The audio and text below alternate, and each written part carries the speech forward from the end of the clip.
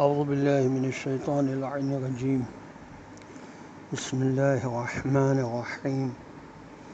ما تعبدون من دونه الا اسماء سمیتموها انتم وآباؤكم ما انزل اللہ بها من سلطان ان الحکم الا للہ امر اللہ تعبدوا الا ایاہ ذلك الدين القيم ولكن أكثر الناس لا يعلمون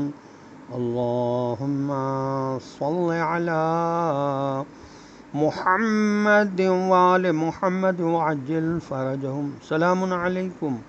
ورحمۃ اللہ وبرکاتہ۔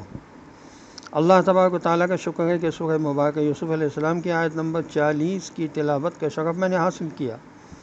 جس کا ترجمہ یہ ہے کہ اس اللہ کو چھوڑ کر تم جن کی بندگی کر رہے ہو وہ تو صرف کچھ ایسے بے حقیقت نام ہیں جو تم نے اور تمہارے باپ دادا نے از خود رکھ لیے ہیں۔ اللہ نے تو ان کے لیے کوئی سند یا کوئی دلیل نہیں اتاری،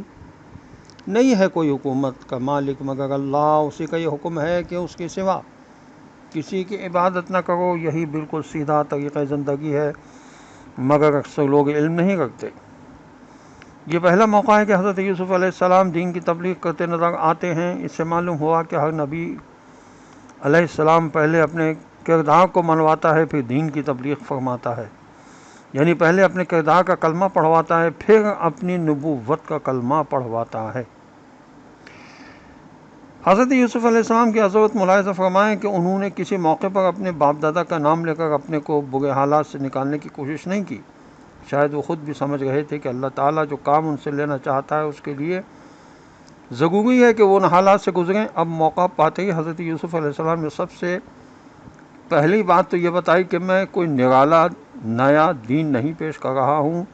میرا تعلق دعوت توحید کے اس عالمگیر تحریک سے ہے جس کے امام ابراہیم علیہ السلام اور اسحاق علیہ السلام جیسی عظیم شخصیتیں ہیں۔ معلوم ہوا کہ ہر نبی علیہ السلام سب سے پہلے یہ بات بتاتا ہے کہ میرا پیغام کوئی نیا انوکھا نرالا پیغام نہیں ہے،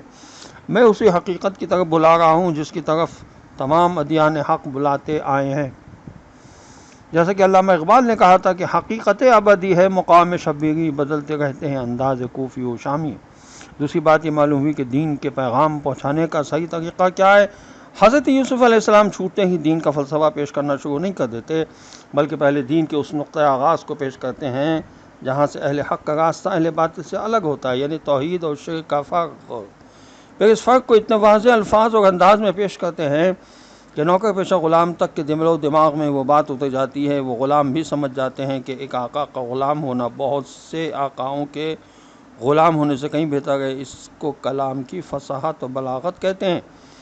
پھر حضرت یوسف علیہ السلام یہ بھی نہیں کہتے کہ اپنا دین چھوڑو اور میرے دین میں آ جاؤ، بلکہ یوں فرماتے ہیں کہ دیکھو خدا کا یہ کتنا بڑا فضل و کرم ہے کہ اس نے ہم کو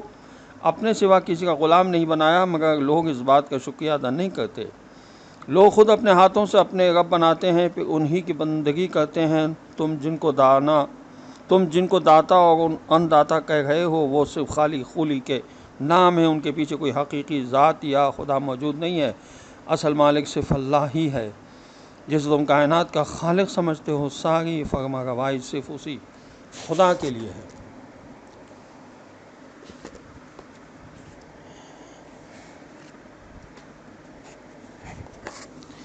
سورہ مبارکہ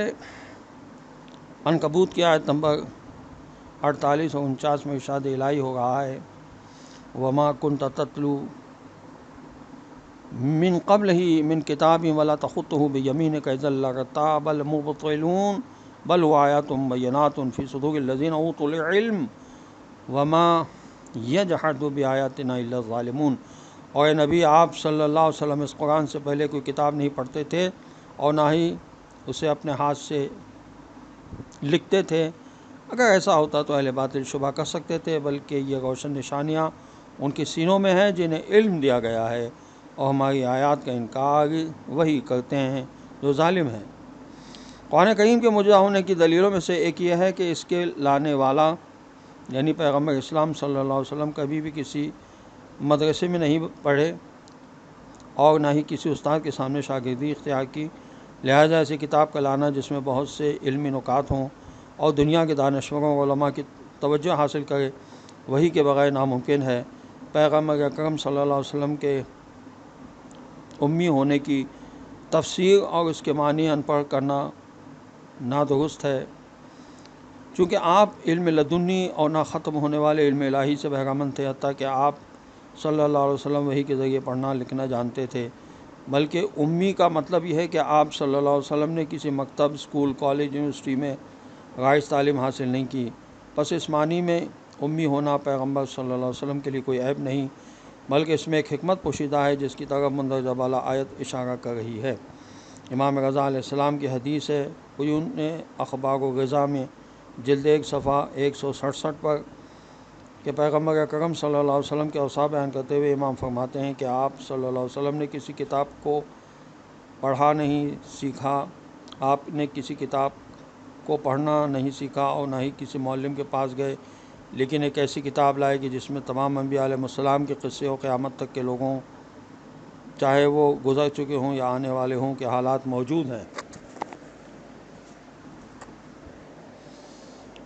عمل کی اہمیت اخلاص سے ہے، جتنا اخلاص زیادہ ہوگا اتنی ہی عمل کی قدر قیمت زیادہ ہوگی۔ لیکن اصل سوال یہ ہے